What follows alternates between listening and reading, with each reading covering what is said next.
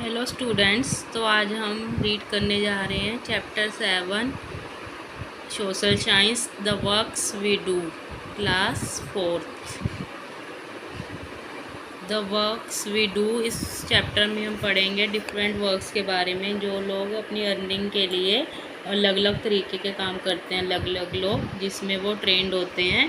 तो हम इसमें पढ़ेंगे किस किस टाइप के वर्क्स हैं जो लोग करते हैं। You enjoying participating in various activities in the school like drawing, paper folding, singing, embroidery, toy making, pot painting etc. आप अपने स्कूल टाइम में बहुत सारी एक्टिविटीज़ में पार्टिसिपेट करना एंजॉय करते होगे। जैसे कि इसमें पार्टिसिपेट करते हैं आप ड्राइंग में, पेपर फोल्ड करने में, सिंगिंग में, एम्ब्रॉयडरी में, टॉय मेकिंग में, पॉट पेंटिंग में। इन सब एक्टिविटीज़ में आपको पार्टिसिपेट करने में मज़ा आता होगा। All these activities provide fun and basic knowledge about some occupations that you may take up later on.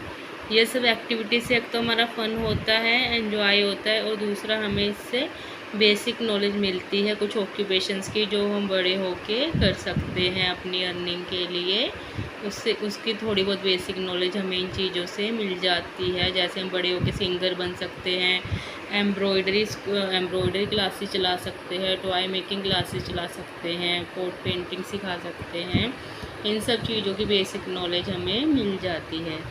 N occupation is meaningful task that is undertaken to earn livelihood. यहाँ पे बताया गया कि ऑक्यूपेशन क्या होता है। ऑक्यूपेशन की definition, occupation क्या है, एक मीनिंगफुल टास्क है, मतलब जो किसी के कुछ काम आए, जिसका ऐसे बेकार का टास्क नहीं कि हम बैठे बैठे पेपर फाड़ रहे हैं या कुछ भी कर रहे हैं।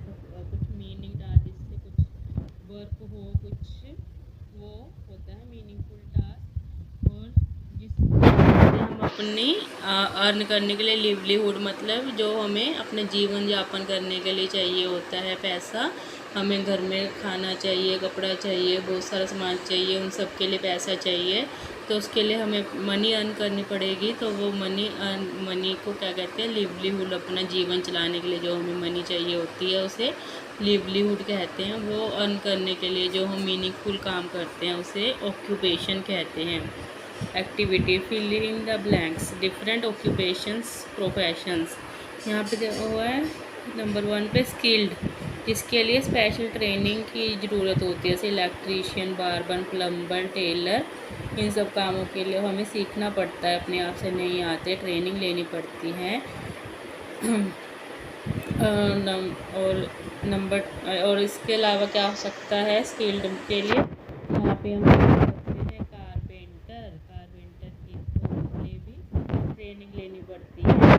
नंबर 2 अनस्किल्ड का, जिसके लिए कोई भी ट्रेनिंग नहीं लेनी पड़ती है, ऐसे ही हम बिना ट्रेनिंग के भी अपने आप शुरू कर सकते हैं। रिक्शा पुलर, जैसे रिक्शा चलाने के लिए कोई ट्रेनिंग की ज़रूरत नहीं है, सबको आता ही होता है साइकिल चलाना, तो उसको हम रिक्शा चला सकते हैं। वेजिटेबल सेलर, इसके लिए स्पेशल ट्रेनिंग की ज़रूरत नहीं है। और कौन से काम हो सकते हैं, फ्रूट सेलर हो सकते हैं, हो सकते हैं पुली, जो रेलवे स्टेशन पे दूसरे का सामान उठाते हैं, उसके लिए भी ट्रेनिंग की जरूरत नहीं है, यहाँ पे हम फिल कर सकते हैं पुली।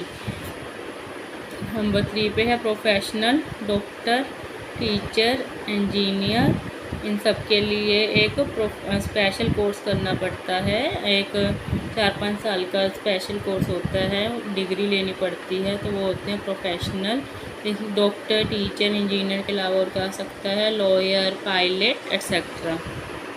People take up different occupations when they grow up. लोग जब बड़े होते हैं तो अपना अलग अलग ऑक्यूपेशंस अपनाते हैं।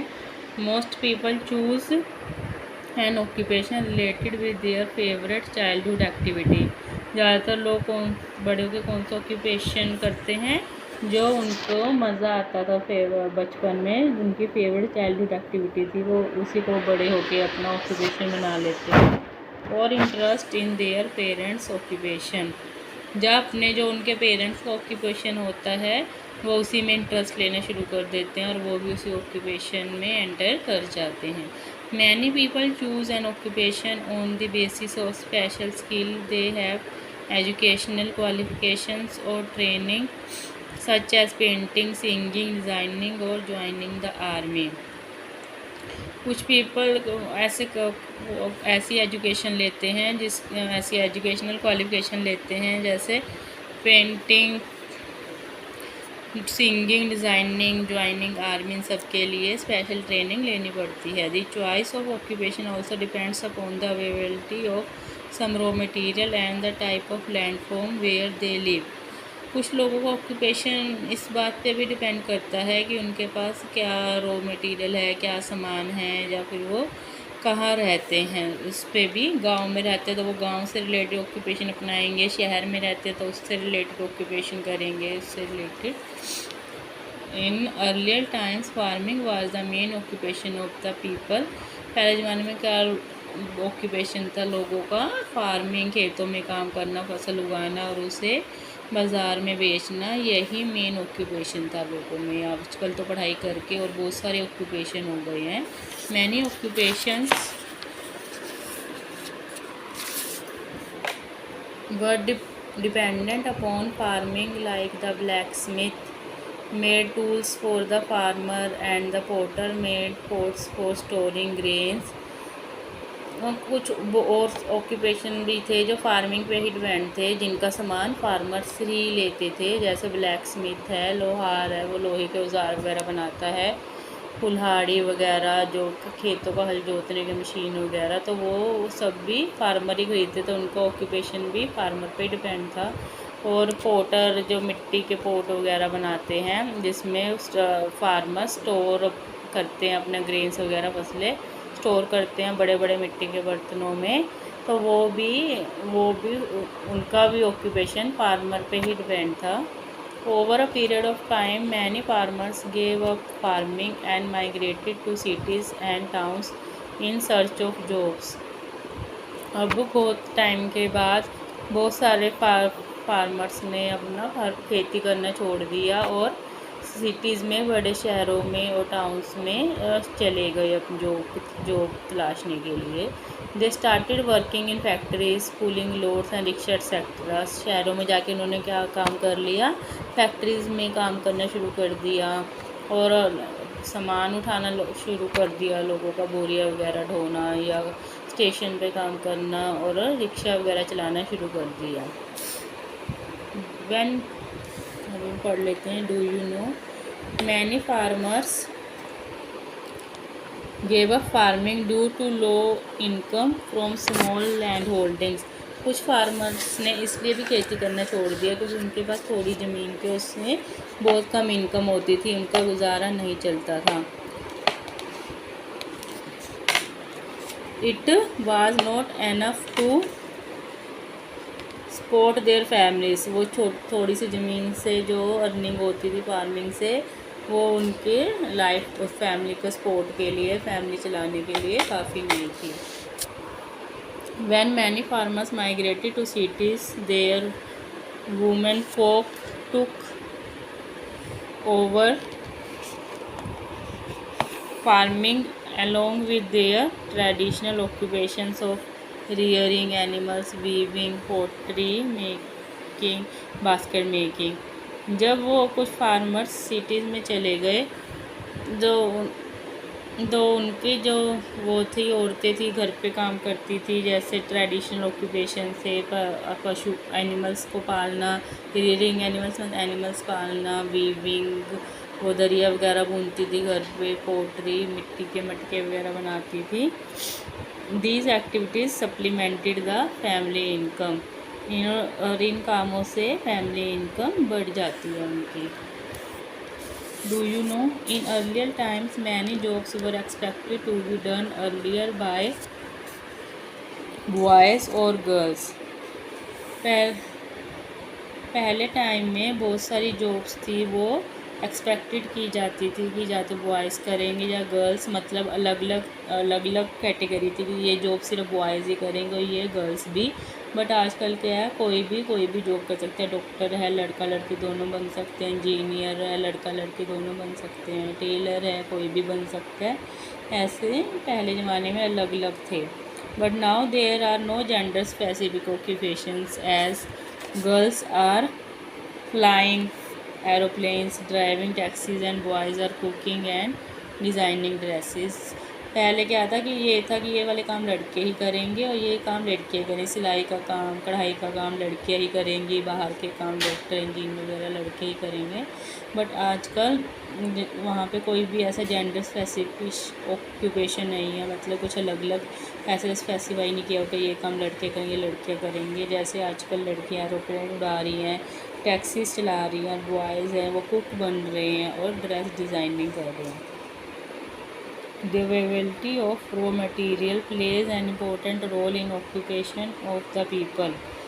जो उनके पास रॉ मटेरियल है कि उन्हें कहाँ से उपलब्ध हो सकता है रॉ मटेरियल, उस पर बहुत डिपेंड करता है कि लोग कौन सा ऑक्यूपेशन अपनाएंगे। उनके एरिया में जो सामान मिलता है वो उसी से रिलेटेड ऑक्यूपेशन अपनाते हैं। For example, the life of people of Mizoram revolves around bamboo as it grows in abundance there.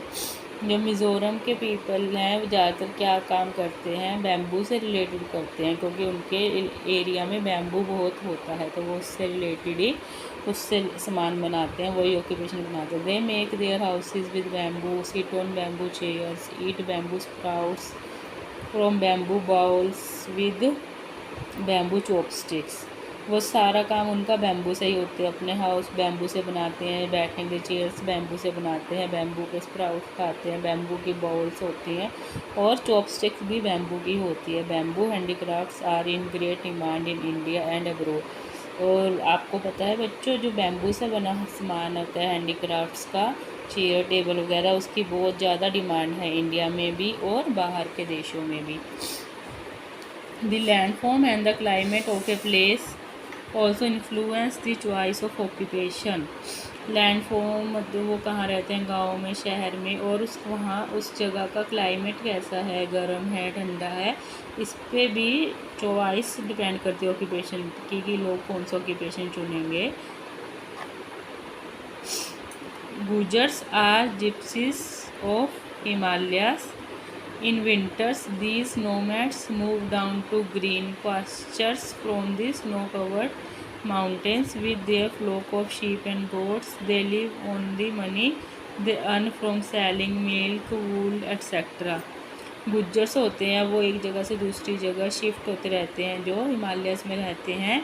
Winters में वो अपना सारा सामान लेकर नीचे आ जाता है कि हिमालय पे बर्फ़ जम जाती है, बहुत ठंड होती है, तो वो अपना सारा सामान लेकर नीचे आ जाते हैं। अपने वो क्या करते हैं, ज़्यादातर काम भेड़े वगैरह पालते हैं, शिप्स और गोट्स पालते हैं और उसका मिल्क बेचते हैं, वूल बेचते हैं।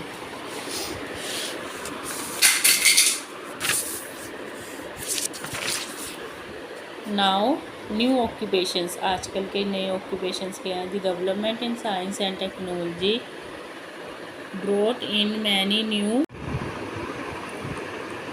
The development in science and technology brought in many new occupations, professions। जो साइंस और टेक्नोलॉजी में डेवलपमेंट हुई है उससे कई नए ऑक्यूपेशंस और प्रोफेशंस आए हैं। A large number of industries, factories were set up to transform agricultural products like cotton, sugar and minerals like silver, iron ore, etc। एक बहुत बड़ी संख्या में इंडस्ट्रीज़ और फैक्ट्रीज सेटअप की गई हैं ताकि जो एग्रीकल्चर से प्रोडक्ट बनाए जाए, जो एग्रीकल्चर खेती से प्रोडक्ट पैदा होते थे वो फैक्ट्रीज़ में बनाए जा सके, जैसे कॉटन, शुगर, मिनरल्स जैसे कि सिल्वर, आयरन वगैरह भी फैक्ट्रीज से बनते हैं। Many people started working in factories and living in near by cities and towns. वो इतनी बड़ी संख्या में फैक्ट्रीज़ के सेटअप होने से बहुत सारे लोगों ने फैक्ट्रीज़ में काम करना शुरू कर दिया और उसके पास के ही शहर में या टाउन में रहना शुरू कर दिया। They needed housing, education, health, sanitation, markets, transport and roads. जब वो फैक्ट्री में काम कर रहे थे उन्होंने फैक्ट्री के पास ही उन्हें किस चीज़ की ज़रूरत महसूस हुई? घर की, एजुकेशन बच्चों के लिए, स्कूल की, डॉक्टर की, सैनिटेशन की और मार्केट वगैरह की और ट्रांसपोर्ट के साधनों की ज़रूरत पड़ी। Hence people of different occupations were needed. इन सब की ज़रूरत के कारण अलग अलग तरह के ऑक्यूपेशंस के लोगों की ज़रूरत भी बढ़ी, जैसे मैसन्स घर बनाने के लिए, मैसन्स की, आर्किटेक्ट्स की, रोड्स वगैरह बनाने के लिए, बिल्डिंग्स बनाने के लिए, इंजीनियर्स की, डिज़ाइनर्स की, टीचर्स की, डॉक्टर्स की, nurses, sweeper, salesman, drivers etcetera. इन सब की भी नीड बढ़ गई, जिससे ये ऑक्यूपेशन भी डेवलप हो गए। Iron and steel is a basic industry. Iron और स्टील की जो इंडस्ट्री है वो एक बेसिक इंडस्ट्री है जिसकी सब चीज़ों में जरूरत पड़ती है। आयरन से बहुत सारी चीज़ें बनती हैं।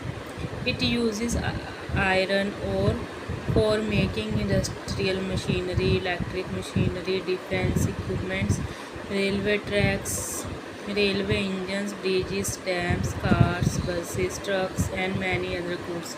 तो देखा आपने आयरन से क्या क्या बनता है। मशीनरी बनती है फैक्ट्रियों की, इलेक्ट्रिक मशीनें बनती हैं, डिफेंस इक्विपमेंट मतलब जो रक्षा के साधन है, जैसे बंदूक के चाकू, तलवार वगैरह, जिससे हम रक्षा कर सके। रेलवे ट्रैक्स, रेल की पटरियाँ वो भी आयरन से बनती हैं। रेलवे के इंजन भी आयरन से बनते हैं। ब्रिजेस भी आयरन से बनते हैं। डैम्स भी, कार्स भी, बसेस, ट्रक्स और ऐसी बहुत सारी चीज़ें हैं जो आयरन से बनती है। तो एक तरह से आयरन एक बेसिक चीज़ है। आयरन के बहुत सारी बेसिक चीज़ें बनती हैं। Steel industry started in India at Kulti in Bengal in 1870। Steel की इंडस्ट्री इंडिया में 1870 में स्टार्ट हुई थी। वहाँ पे बंगाल में, कुल्टी में। A huge iron and steel industry was set up in Jamshedpur in 1907। एक बहुत बड़ी आयरन और स्टील की इंडस्ट्री सेटअप की गई थी जमशेदपुर में 1907 में। It was followed by many other steel plants around the regions. इसके आसपास और बहुत सारे स्टील के प्लांट भी सेटअप हुए थे। Where iron ore is mined, जहाँ पे आयरन माइन किया जाता था, ज़मीन से खोदकर आयरन निकाला जाता था। आयरन की वहाँ पे खानें थी। Thousands of people were employed as fitters, electricians, masons, painters, engineers, marketing experts, scientists, etc. जब इतनी बड़ी स्टील और लोहे की इंडस्ट्री सेटअप हो गई तो इसके लिए, उसमें काम करने के लिए, इससे रिलेटेड काम करने के लिए बहुत बड़ी संख्या में लोगों को भी काम मिला। जैसे इलेक्ट्रीशियन, फैक्ट्रीज में इलेक्ट्रीशियंस की ज़रूरत पड़ती है, मिस्त्रियों की घर बनाने के लिए, बिल्डिंग बनाने के लिए, पेंटर्स की ज़रूरत पड़ी, इंजीनियर्स की ज़रूरत पड़ी, इंडस्ट्रीज बनाने के लिए, बड़े बड़े डैम्स बनाने के लिए, रोड्स बनाने के लिए, मार्केटिंग एक्सपर्ट्स जो मार्केट में सामान को सेल कर सके अच्छे दामों पर, साइंटिस्ट की जो नई नई खोजें निकाल सके, नए नए तरीके सामान बनाने के। डिग्निटी ऑफ लेबर, लेबर की वैल्यू क्या होती है? डिग्निटी तो उनकी इज्जत होती है। All forms of occupation jobs are known as labour. सब तरह का काम जो भी कोई करता है पैसे कमाने के लिए उसे लेबर कहा जाता है। दे मे बी मेंटल और इंटेलेक्चुअल। ये लेबर जो है वो मेंटल भी हो सकती है, दिमागी भी हो सकती है, और इंटेलेक्चुअल भी, बौद्धिक भी हो सकती है। In manual labour physical strength is used मोर। जो मैनुअल लेबर है उसमें शारीरिक शक्ति की ज़्यादा ज़रूरत पड़ती है, शरीर का ज़्यादा काम होता है। जैसे किन किन ऑक्यूपेशंस में? Like mason, carpenter, butcher, sweeper, blacksmith etcetera. इन सब कामों में शारीरिक मेहनत ज़्यादा होती है, शरीर से ज़्यादा काम लिया जाता है। एक होती है इंटेलेक्चुअल लेबर। इंटेलेक्चुअल लेबर में किसकी ज़रूरत पड़ती है? दिमागी काम ज़्यादा होता है, शरीर का काम कम होता है, एक जगह बैठकर काम करना होता है, माइंड से सोचकर। Intellectual labour requires mental ability and educational qualifications like lawyer, doctor, engineer, teacher, pilot, scientist etcetera. तो ये जो भी प्रोफेशन है जैसे वकील, डॉक्टर, इंजीनियर वगैरह का, इसमें दिमागी क्षमता की और एजुकेशन क्वालिफिकेशंस की ज़्यादा ज़रूरत पड़ती है। There is general notion that intellectual labour is more important than manual labour. ज़्यादातर लोग यही सोचते हैं कि वो इंटेलेक्चुअल जो दिमागी काम करते हैं वो ज़्यादा इम्पोर्टेंट है मैनुअल लेबर से। Some people look down upon manual labour. कुछ लोग जो मज़दूरों वगैरह को शारीरिक मेहनत करते हैं उनको नीची दृष्टि से देखते हैं, उनको इतनी इज्जत नहीं देते। They forget that respect lies in the quality and not in the type of work. वो ये भूल जाते हैं कि जो किसी की रिस्पेक्ट है वो उनके काम की क्वालिटी पर, कि वो कितनी अच्छी तरह से अपना काम करते हैं उस पर डिपेंड करती है, ना कि काम के टाइप पर कि वो किस तरह का वर्क करते हैं। All occupations require hard work, sincerity, mental alertness and creativity. सब तरह के काम हैं जो कोई भी ऑक्यूपेशन उसके लिए हार्ड वर्क की, मेहनत की ज़रूरत होती है। सिंसियरिटी, अपने काम के प्रति लॉयल हो, सिंसियर हो, टाइम पर काम पे आए जाएं। मेंटल अलर्टनेस, हर समय दिमागी रूप से सक्रिय रहें। एंड क्रिएटिविटी, और क्रिएटिव करते रहें, नई नई खोज करते रहें। A watchman guards a colony carefully and an astronaut travels and works in the spacecraft. एक वॉचमैन है जो एक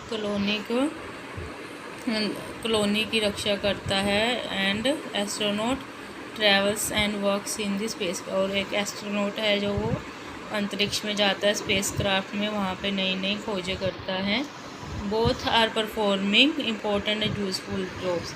दोनों ही अपनी अपनी जगह पर एक इम्पोर्टेंट काम कर रहे हैं। क्या आप मानते कि वॉच एस्ट्रोनॉट को ज़्यादा वैल्यू दो कि वॉचमैन के बिना क्या काम चल जाएगा आपका? नहीं, सबके घर में चोरियाँ हो जाएंगी। वो सबके घरों की रक्षा करता है, वो भी इक्वली इम्पोर्टेंट है। तो इसलिए हमें हर एक जॉब की, हर एक काम की इज्जत करनी चाहिए।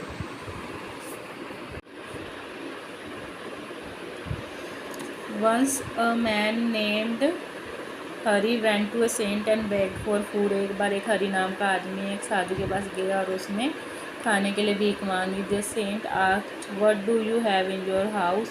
साधु ने पूछा तुम्हारे पास घर में क्या है? Hari replied I have a blanket, it is only big enough to cover my body and spread as a sheet. उसने कहा कि मेरे पास एक ब्लैंकेट है जो सिर्फ इतना ही बड़ा है कि मेरी बॉडी को कवर कर सके और एक चादर की तरह बिछ जाए। फिर उसने कहा I also have a leather water bag, मेरे पास एक लेदर का वाटर बैग भी है। The saint told him to go home and bring both the item.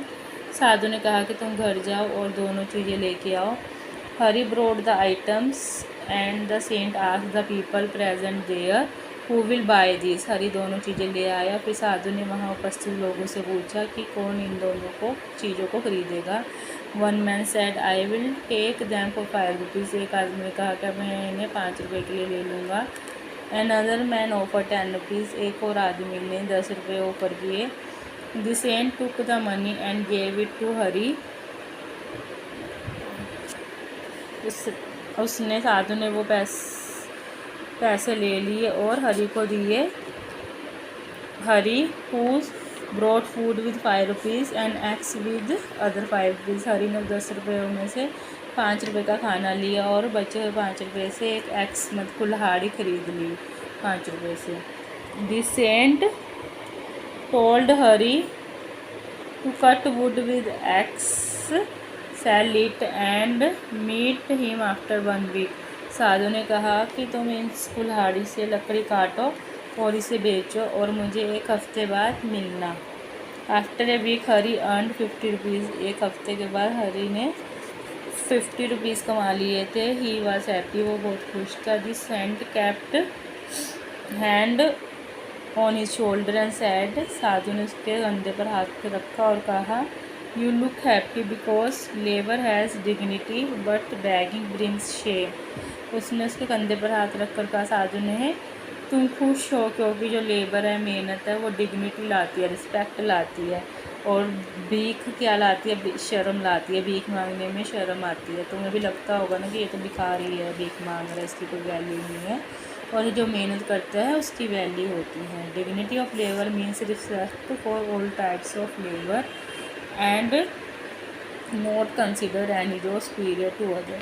Dignity of labour का मतलब है कि हमें सब टाइप ऑफ लेबर की रिस्पेक्ट करनी चाहिए और ये किसी भी काम को एक दूसरे से अच्छा नहीं समझना चाहिए। The craftsman of Kashmir are famous for embroidery on shawls, carving wood and Gujarat for Kutchi mirror work. जो कश्मीर के क्राफ्ट्समैन हैं वो किस काम के लिए फेमस है? शॉल पे कढ़ाई करते हैं, वुड से अच्छा सामान बनाते हैं। एंड गुजरात के लोग कच्चा मिरर वर्क के लिए फेमस है, कच्चा मिरर वर्क करते हैं।